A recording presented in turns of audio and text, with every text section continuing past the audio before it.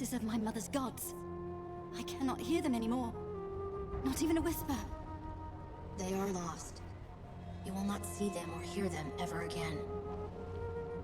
You lie, child. Or whatever you truly are behind that innocent face. No, Jane Cassander. I speak the truth. What remained of your mother's gods has been destroyed, and the power of creation has fled this grove.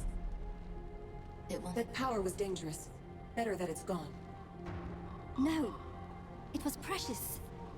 My mother's... The power in this forest might have been used, not the twisted half-life that you gave them, Jane Cassander.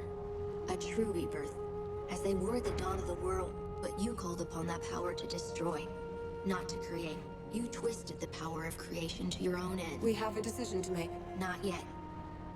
The other Archons did not lie. You died in this forest, and 30 years ago, you were given new life. Here in this grove. And you were the one who carried me out of the forest, for Odo to find me. I carried you out of the forest, yes. But I didn't give you life.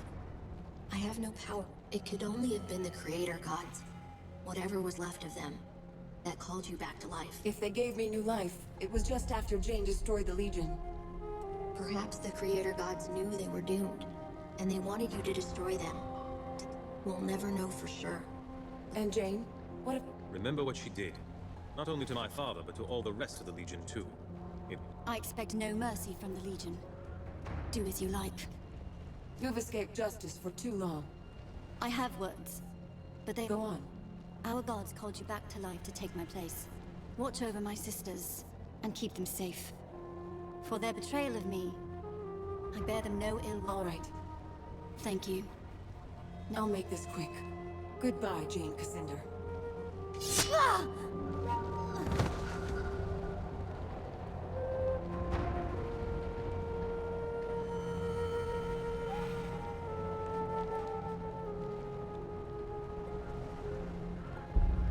She is dead, and the Legion can begin anew.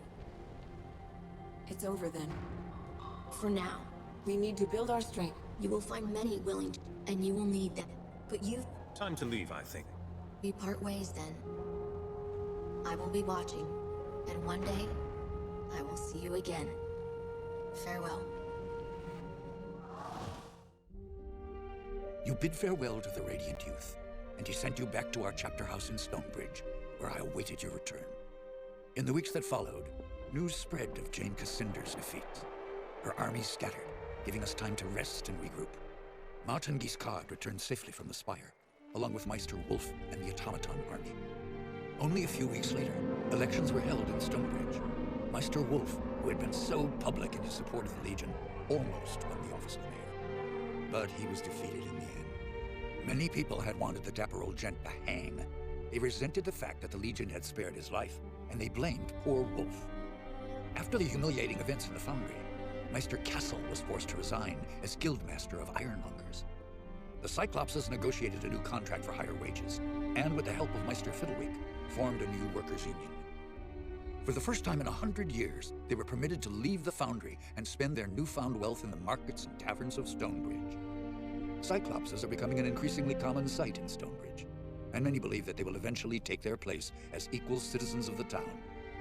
Archambault du Payen, formerly known as the Dapper Old Gent, proved a valuable addition to the Legion. His knowledge of Legion magic allowed us to retake control of the Sentinels that had long guarded our chapter houses and estates. But the people of Stonebridge still bore him a grudge, so we were forced to send the Gent north for his own safety. There, he took possession of Gunderic Manor and all the magic that lay within. In time, the manor will again become a training ground for a new generation of Legion mages. With the reopening of the Heroes Crypt, pilgrims returned to the Rukenval, and merchants followed. The following winter was harsh, just as Lazar Basili feared. But thanks to the trade from the south, the people of Ravensriel stayed warm and fed. When spring came, many more pilgrims arrived, and the town of Ravensriel grew wealthy again. Lazar and his people built a new stone wall around the town, and reclaimed their abandoned houses and farmsteads from the forest. It is a happy change of fortune for a long-suffering town. Queen Rosalind abandoned Glitterdelve, embarking on a tour of all the cities and towns of the West, meeting as many of her subjects as she could. The Queen showed all the energy of youth, and I think she fully expects to reunite the country in a matter of months, not years. Reality may not be so kind, as Lord Devonsey has tried to make her understand. In truth, the future of this country depends more upon what we decide. If she doesn't have the Legion behind her, the Queen is only a single voice, well-meaning though she might be. Rajani and her sisters returned to Stonebridge, quietly and carefully disguised. Jane Cassinder's defeat affected them deeply, though not in the way I expected. Their devotion to Jane was replaced by a deep admiration for you. I think they see in you the leader they should have followed all along, and they have lately expressed a desire to join our ranks. I maintain my suspicion of any Archon who once followed Jane, but I believe that redemption is not impossible, even for them. As for the Legion, the rest of our story is yet to be told. We have a nation to reforge, a fellowship to rebuild, and old enemies who would see us destroyed. And we have questions to decide.